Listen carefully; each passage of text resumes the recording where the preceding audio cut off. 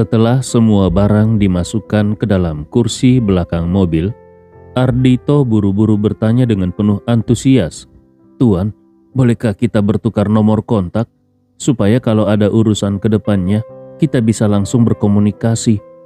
Andi Rewa melambaikan tangannya. "Tidak perlu, aku tidak akan datang ke toko kalian lagi." Selesai berbicara, dia tidak lagi peduli pada pramuniaga yang tampak kaget itu, lalu berkata kepada Najwa, "Sayang, ayo kita pergi." Najwa mengangguk pelan, kemudian duduk di kursi penumpang depan. Andi pun menghidupkan mobil dan langsung meninggalkan pusat perbelanjaan itu. Setelah mobil melaju, Najwa tidak tahan untuk bertanya, "Suamiku, tadi kau mengatakan barang-barang dari pembelian tambahan itu bisa menghasilkan uang, benarkah?" Andi Rewa tersenyum. "Tentu saja benar. Memangnya kapan suamimu ini pernah membohongimu?" Setelah itu dia balik bertanya, "Sekarang kau mau kemana? Ke kantor atau mau menemui Kelly West?" Najwa berpikir sejenak, lalu berkata, "Hadiah untuk Nyonya Kelly sudah aku pilih, tapi untuk Nona Carmilla aku belum kepikiran. Dia kelihatan seperti putri keluarga kaya yang sangat berkelas. Aku rasa barang-barang mewah seperti ini mungkin tidak ada artinya baginya. Jadi, aku masih belum tahu mau memberikan apa untuknya." Andi Rewa tersenyum dan berkata, "Mengenai hal itu tidak perlu kau khawatirkan. Bukankah aku sudah mengatakan bahwa setelah urusanku beres dalam beberapa hari ini, aku akan mengundangnya makan. Utang budi yang kau miliki padanya biar aku yang bayar." Najwa menunjukkan ekspresi bingung dan berkata, "Aku merasa Nona Carmilla sudah membantuku begitu banyak. Kalau kita hanya mentraktir makan malam, aku merasa tidak enak." Andi Rewa mengangguk sambil tersenyum. "Tenang saja, suamimu ini tahu apa yang harus dilakukan. Selama aku ada, kau tidak perlu memikirkan hal itu. Sekarang kau bisa langsung memberikan hadiahnya untuk Kelly West. Biar urusan Nona Carmilla, aku yang urus." Najwa bertanya, "Tapi kalau sekarang aku mengantarkan hadiah kepada Nyonya Kelly, apakah Nona Carmilla tidak akan merasa tersinggung?" Andi Rewa tersenyum, "Pasti tidak. Kau juga mengatakan kalau dia kelihatan seperti putri keluarga kaya. Mana mungkin dia peduli dengan barang seperti ini. Lagi pula, kalau kau tidak memberinya apa-apa, justru itu yang membuat dia merasa tenang. Tapi kalau kau memberikannya hadiah, dia malah akan merasa tidak nyaman." Andi Rewa sangat memahami niat Camilla. Yang ingin dilakukan wanita itu tidak lain adalah menggunakan berbagai cara untuk menanam budi kepada Andi dan membuat Andi Rewa merasa tidak enak hati kalau tidak membalas. Kalau sekarang Najwa benar-benar memberikan hadiah untuk Camilla, kemungkinan besar Camilla akan langsung sedih. Karena itu berarti semua usahanya sia-sia. Tetapi kalau hanya Kelly West yang diberi hadiah dan Camilla tidak, maka Camilla pasti tahu kalau hutang budi Najwa sudah dialihkan pada Andi, dan Andi siap membalasnya sendiri. Andi Rewa juga harus mengakui, Camilla memang punya taktik. Strategi hutang budi terang-terangan seperti ini meski mudah dibaca, tetap saja sulit diabaikan. Karena kalau benar-benar diabaikan, Najwa akan merasa bersalah. Jadi, Andi Rewa sudah membuat rencana. Selama Camilla tidak memiliki niat jahat terhadap istrinya, dan selama kakek Camilla yaitu Noah Winata tidak berhasil mendapatkan jamu regenerasi di pelelangan terakhir, maka dia akan memberikan setengah saset ramuan jamu penghancur gumpalan darah. Setengah saset saja sudah cukup untuk memperpanjang hidup Noah Winata selama 1 atau 2 tahun lagi. Dengan begitu, bukan hanya bisa membalas kebaikan Camilla kepada Najwa, tetapi juga memberi waktu lebih lama bagi Noah Winata agar bisa ikut bersaing lagi dalam pelelangan jamu regenerasi 2 tahun ke depan. Meskipun Najwa tidak sepenuhnya mengerti maksud Andi, tetapi karena kepercayaannya kepada suaminya, dia tidak meragukan apapun. Maka dia pun berkata, "Suamiku, tolong antar aku ke Hotel Internasional Makassar. Nyonya Kelly dan Nona Carmila tinggal di sana. Aku mau mengantarkan hadiah untuk Kelly dulu." Andi Rewa mengangguk lalu tersenyum. "Oke. Setelah aku mengantarmu ke sana, aku akan mengurus barang-barang pembelian tambahan tadi." Setelah mengantar Najwa, Andi langsung mengemudi menuju Hotel GX Marion. Dalam perjalanan ke sana, Andi Rewa menelpon mertuanya, Ridwan. Begitu tersambung, Andi Rewa langsung bertanya, "Ayah, apakah ayah masih bisa menghubungi Joni yang biasa menjual barang antik di jalanan?"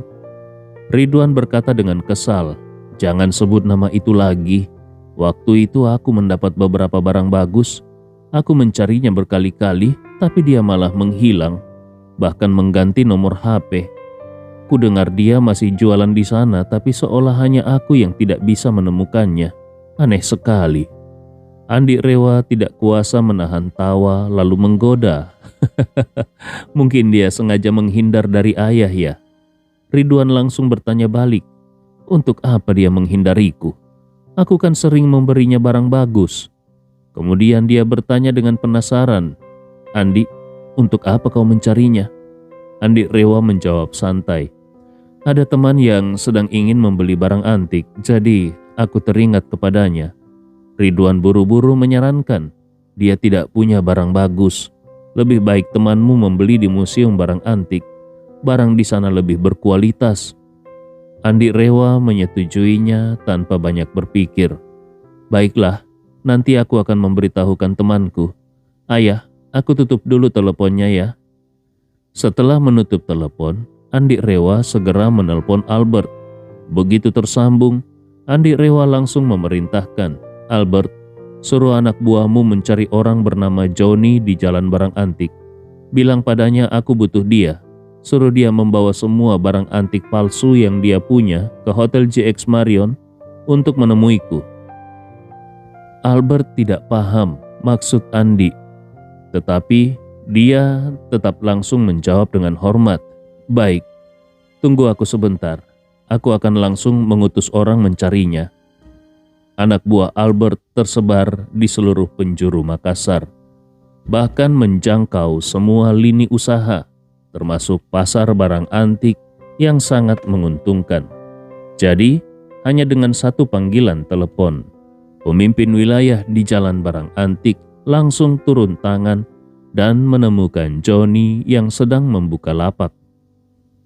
Begitu Joni melihat pemimpin itu datang, dia menyambut dengan penuh semangat, "Halo bos, ada apa kau tiba-tiba datang ke lapakku?" Pria yang dipanggil bos itu bernama Aming, tangan kanan dari salah satu dari 4 orang kepercayaan Albert, yaitu Hendrik Santoso. Wilayah kekuasaannya mencakup seluruh pasar barang antik. Pedagang-pedagang kecil seperti Joni harus bergantung padanya agar tidak ditindas atau dipukuli oleh orang lain. Aming langsung menatap Joni dan bertanya, "Joni, aku mau tanya, apakah kau kenal dengan orang yang bernama Tuan Andi Rewa?" Leher Joni langsung menciut ketika mendengar nama itu dan dia buru-buru bertanya, "Bos, kau kenal dengan Tuan Andi Rewa?" Aming menjawab dengan hormat, "Tuan Andi adalah orang yang sangat dihormati oleh bosku, Tuan Albert. Aku sendiri, meskipun belum sempat bertemu langsung dengan beliau, tapi bisa dibilang, aku sudah lama mengagumi beliau dari jauh." Lalu dia menunjuk Joni dan berkata, "Tapi kau hebat juga ya, bisa-bisanya kau dikenal oleh Tuan Andi. Barusan Tuan Andi menyuruh Tuan Albert untuk mencarimu, katanya ada urusan denganmu." Joni terkejut, "Tuan Andi mencariku? Bos, jangan-jangan kau hanya bercanda." Aming langsung membentak, "Kau pikir aku tidak ada kerjaan, jadi bisa bercanda denganmu?" Sambil menunjuk barang dagangan palsu di lapak Joni, dia mendesak, "Cepat, bungkus semua barangmu, dan aku akan mengantarmu untuk bertemu dengan Tuan Andi sekarang juga." Johnny buru-buru membenahi barang-barangnya dan berkata dengan penuh semangat, Oke, tunggu sebentar bos, aku siap-siap dulu." Tidak lama kemudian, dia pun membawa sekumpulan barang antik palsu dan dengan penuh semangat mengikuti Aming ke arah Hotel GX Marion. Sesampainya di depan gerbang Hotel GX Marion, mereka langsung dihentikan oleh para penjaga dari pasukan Galesong. Baru setelah Albert datang dan menjelaskan, mereka diizinkan masuk.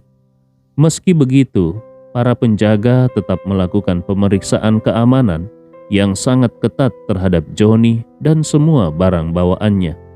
Johnny, yang biasanya hanya pedagang kecil di jalan barang antik, jelas merasa sangat gugup saat harus berjalan masuk ke sarang orang-orang besar seperti ini. Bahkan jalannya pun menjadi limbung tidak karuan. Albert melihatnya dan tidak tahan untuk menegur, "Jalan yang benar, jangan seperti keong." Johnny langsung mempercepat langkahnya dan berkata dengan gugup, "Tuan Albert, untuk apa Tuan Andi mencariku?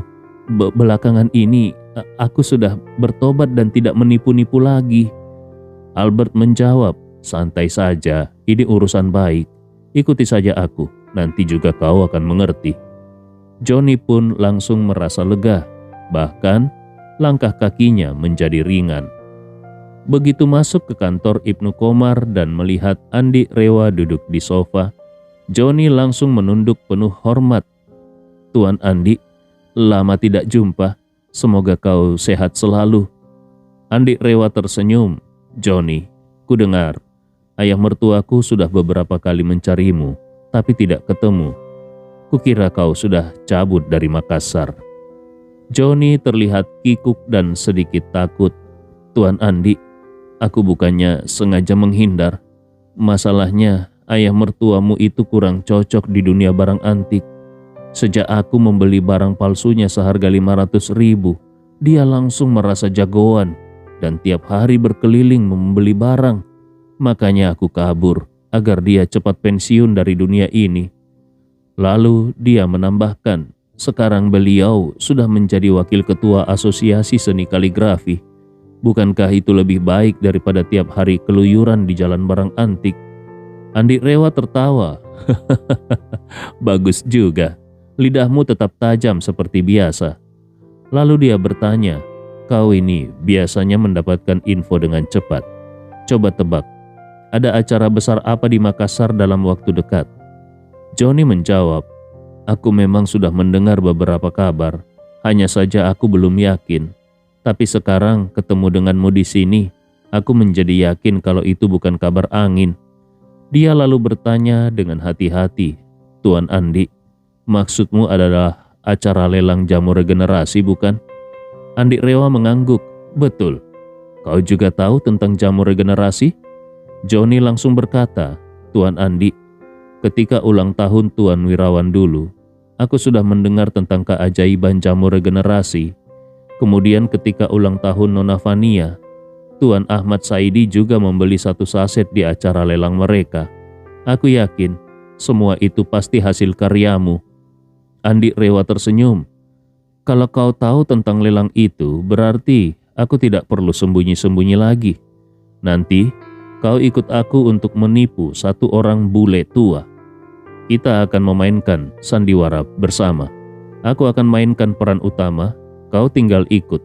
Paham?" Johnny buru-buru bertanya, "Tuan Andi, apakah ada naskah atau skenario untuk aku pelajari dulu?" Andi Rewa menggeleng, "Tidak ada. Kau lihat saja gayaku nanti." Kemudian langsung improvisasi. Johnny menjadi panik. Tuan Andi, aku takut kalau aku salah bicara dan malah akan merusak rencana besarmu." Andi Rewa tertawa. "Dengan kepintaranmu, hal kecil seperti ini bukan masalah. Cukup keluarkan 70% dari kemampuanmu ketika menipu turis di jalan. Barang antik pasti berhasil." Begitu mendengar ucapan itu, hati Johnny langsung terasa lega. Dia memang tidak punya kemampuan lain, tapi dalam hal menyesuaikan diri dan berbicara mengarang-ngarang, dia sudah sangat berpengalaman. Lagi pula, di bidang pekerjaannya ini, yang paling dibutuhkan adalah otak dan mulut. Kadangkala, kalau bertemu turis yang kurang pintar, hanya dengan kemampuan 3-5 bagian saja, dia sudah bisa mengelabui uang orang masuk ke kantongnya. Namun bila bertemu turis yang pintar, dengan kemampuan membual yang dimiliki Johnny, biasanya dia juga tetap bisa menaklukkan mereka. Maka dia langsung percaya diri dan berkata kepada Andi, "Tuan Andi, tenang saja. Aku pasti akan mengerahkan seluruh keahlian hidupku. Maksudku, aku akan mengerahkan semua kemampuanku untuk membantumu menyelesaikan urusan ini dengan baik." Andi Rewa mengangguk lalu bertanya, "Barang-barang yang aku suruh untuk kau bawa, sudah kau bawa semua kan?" Johnny segera menunjuk ke satu kantong besar yang dia bawa dan menjawab dengan penuh semangat, "Semua peralatanku untuk mencari makan sudah kubawa ke sini." Andi pun bangkit berdiri dan sambil tersenyum dia berkata, "Baik, bawa barang-barangmu dan ikut aku." Saat ini Bernard Arnault, pria berusia lebih dari 70 tahun, sedang duduk di sofa Presiden Suite Hotel JX Marion dengan wajah kesal. Meskipun dia pernah menjadi orang terkaya di dunia versi Forbes, sifatnya sendiri tidak bisa dibilang murah hati. 3 hari menginap di Presiden Suite Hotel JX Marion. Biayanya sangat gila-gilaan. Harga segila itu membuat Bernard Arnault sangat kesal karena biaya menginap 3 hari ini nyaris 100 kali lipat dari harga normal. Bernard Arnault pun bisa dengan yakin mengatakan, ini pasti Presiden Suite termahal di dunia, tidak ada tandingannya. Justru karena merasa dipalak begitu besar, sang kakek tua itu duduk di sofa sambil terus mengomel kepada kepala pelayannya. "Tempat kecil seperti ini dan hotel bintang 5 biasa saja, tapi Presiden Suite-nya berani dijual semahal ini. Bahkan Presiden Suite Hotel 7 bintang di Dubai, harganya tidak sampai 1/10 dari sini. Padahal, baik dari segi luas maupun dekorasinya, hotel di sana jauh lebih bagus." Sang kepala pelayan pun hanya bisa menjawab dengan wajah tidak berdaya, "Tuan, kau pasti juga tahu maksud mereka. Mereka hanya memanfaatkan antusiasme semua orang terhadap jamu regenerasi untuk meraup uang sebanyak mungkin. Harga kamar sudah semahal itu, tapi untuk mencuci pakaian saja, mereka masih berani mematok harga. Bahkan perampok di abad pertengahan pun tidak sekejam ini." Bernard Arnault mengangguk pelan, wajahnya masih kesal. "Karena demi jamu regenerasi, mau tidak mau kita harus sabar sebentar." Sang pelayan buru-buru bertanya, "Tuan, apakah jamu regenerasi memang benar-benar sehebat itu?" Bernard Arnault menjawab serius, "Itu sudah pasti. Keluarga kerajaan Nordik sudah merilis seluruh riwayat medis sang ratu tua. Dia mengalami keracunan parah dalam waktu lama, dan kadar racun dalam tubuhnya sangat tinggi. Tim medisku sudah mempelajari seluruh riwayatnya dan menilai, dalam kondisi seperti itu, meskipun seluruh tim dokter terbaik di dunia dikumpulkan, tetap tidak akan bisa menyelamatkan nyawanya. Tapi dia hanya minum sebagian kecil jamu regenerasi, dan racunnya langsung lenyap. Fungsi tubuhnya juga membaik dengan signifikan. Itu sungguh luar biasa." Sambil berkata begitu, Bernard Arnault menunjukkan ekspresi kagum. "Kalau hanya sebagian kecil saja sudah sehebat itu, aku tidak bisa bayangkan efeknya kalau meminum 1 saset penuh." Sang pelayan pun mengangguk pelan lalu berkata, "Kalau keluarga kerajaan Nordik sudah mengungkapkan catatan medis ratu tua itu, sepertinya seluruh kaum elit Eropa pasti sangat menginginkan jamu regenerasi. Lelang lusa nanti pasti akan sangat sengit persaingannya." Bernard Arnault pun batuk beberapa kali, tubuhnya tampak lemah. Lalu dia berkata, "Aku tidak bisa berpikir panjang lagi. 2 kali operasi pengangkatan lobus paru membuat kondisi tubuhku menurun drastis. Kalau terus begini, mungkin 5 tahun lagi aku pun sudah tidak ada. Jadi kali ini aku harus bisa mendapatkan jamu regenerasi." Lalu dia menambahkan, pihak penyelenggara juga licik. Mereka membagi satu saset jamu regenerasi menjadi 4 bagian, lalu melelangnya lebih dulu. Pemenangnya harus langsung meminumnya di tempat. Saat itu, aku bisa menyaksikan langsung efeknya. Kalau seperempat saset saja sudah punya efek yang nyata, aku bisa lebih tenang untuk menawar yang satu saset utuh di bagian terakhir. Beberapa tahun lalu, Bernard Arnault didiagnosis kanker paru-paru stadium awal. Karena ketahuan lebih awal, dokter melakukan operasi pengangkatan satu lobus paru. Namun 2 tahun kemudian, kanker itu kambuh. Atas saran dokter, dia menjalani operasi pengangkatan lobus yang kedua. Sekarang meskipun tumor di tubuhnya sudah hilang, namun dia kehilangan 2 lobus paru. Ini membuat kondisi fisiknya sangat menurun. Selain itu, dia juga khawatir kalau sel kanker akan kembali lagi. Karena dia pernah kambuh sekali, kalau terjadi lagi, kemungkinan besar dia tidak bisa lagi menjalani operasi pengangkatan dan harus menggunakan terapi paliatif, yang berarti usianya pun akan sangat terbatas. Jadi kali ini, dia benar-benar tidak mau gagal mendapatkan jamu regenerasi. Saat itu juga, bel kamarnya tiba-tiba berbunyi. Kepala pelayan segera bangkit, lalu membuka sedikit pintu. Di depan pintu berdiri 2 pria, satu tinggi, satu pendek. Yang tinggi adalah Andi, sedangkan yang pendek adalah Joni. Kepala pelayan melihat Andi Rewa tidak mengenakan seragam hotel. Dia merasa heran dan bertanya, "Maaf, kau siapa?" Andi Rewa dengan tenang menjawab, "Aku adalah staf divisi bisnis penyelenggara lelang. Ada hal penting yang perlu aku bicarakan langsung dengan Tuan Bernard." Kepala pelayan bertanya ragu, "Apa bisa membuktikan kalau kau benar merupakan staf resmi? Punya kartu identitas atau dokumen lainnya?"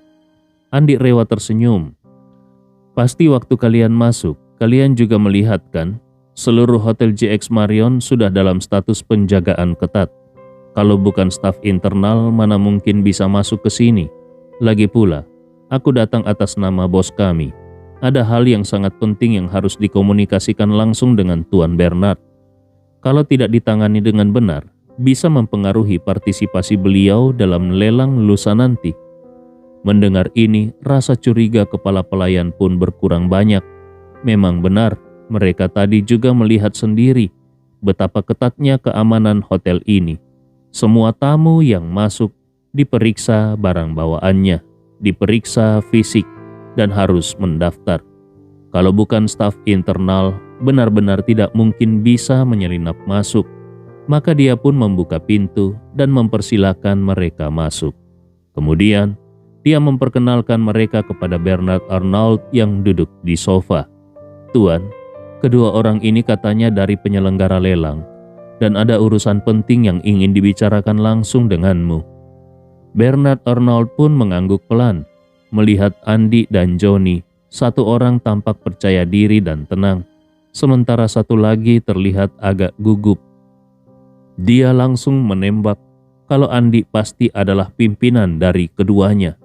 Maka dia pun memandang Andi dan berkata, "Tuan, kalau ada urusan, silakan katakan langsung."